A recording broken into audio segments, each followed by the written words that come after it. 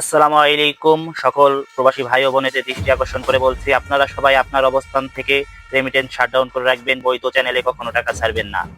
কেন 40,000 টাকার টিকিট কিভাবে 1,20,000 টাকা গেল?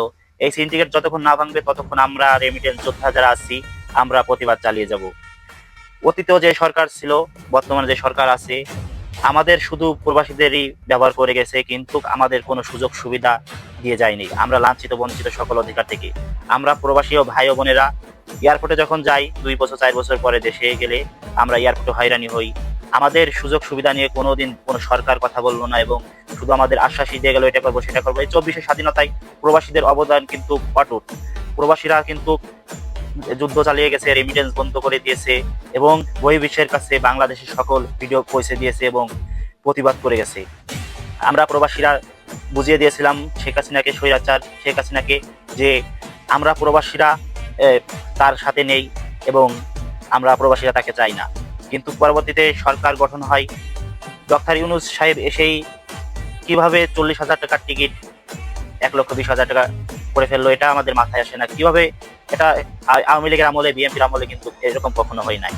তো আমি প্রবাসী ভাই বোনেদের দৃষ্টি আকর্ষণ করে বলছি, আপনার টাকায় আপনি মেডিকেল করেন, আপনার টাকায় আপনি পাসপোর্ট করেন, আপনার টাকায় পুলিশ ক্লিয়ারেন্স করেন, আপনি প্রবাসে আসেন আপনার টাকায়। অন্য দেশ থেকে আসতে 2 থেকে 4 লাখ টাকা যেখানে লাগে, সেখানে আমাদের 4 থেকে 10 লক্ষ টাকার এর মতো খরচ হয়। কেন অন্য দেশ থেকে অল্প টাকা আসে, কেন আমার বাংলাদেশ থেকে আসতে এত টাকার প্রয়োজন হয়? এই সিন্ডিকেট যতক্ষণ না ভাঙবে, আপনারা প্রবাসী ভাই ও বোনেরা আমরা যারা আছি সকলে মিলে রেমিটেন্স শাটডাউন করে রাখবো ইনশাল্লাহ। তাছাড়া হচ্ছে যে আমরা প্রবাসীরা হচ্ছি মানে কয়েলের মতো, আমরা জ্বলে জ্বলে আমরা শুধু মশা তাড়াই। মানে আমরা প্রবাসীরা জ্বলে জ্বলে আমরা দেশের দারিদ্র মুক্ত করি দেশকে, কিন্তু আমাদের প্রবাসীদের কোনো মূল্যায়ন কেউ করে না। এই কারণে আমাদের অধিকার ফিরে পেতে আমরা আমাদের অবস্থান থেকে সকলে প্রতিবাদ চালিয়ে যাব, এবং সকল প্রবাসী ভাই বোনেরা আমার এই ভিডিওটি শেয়ার দিবেন। তাছাড়া হচ্ছে যে আমরা যেন প্রবাসের মাটিতে যখন ফিরবো তখন যেন আমাদের কোনো এয়ারপোর্টে হয়রানি না করা হয়, সসম্মানে মর্যাদার সহিত আমাদের যেন তারা আমাদের সাথে যেন ভালো আচরণ করে।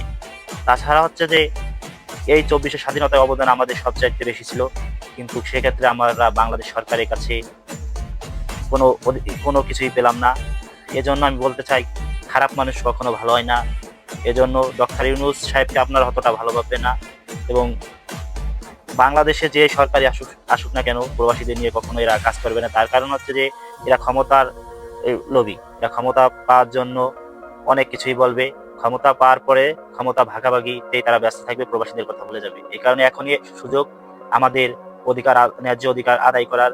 তো সকল প্রবাসী ভাই বোনেরা আমার এই ভিডিওটি শেয়ার দিবেন, এবং আপনারা অবস্থান থেকে রেমিটেন্স শাটডাউন করে রাখবেন। যতক্ষণ এই টিকিট সিন্ডিকেট না ভাঙবে ততক্ষণ আমরা প্রবাসীরা এই প্রতিবাদ চালিয়ে যাব ইনশাল্লাহ।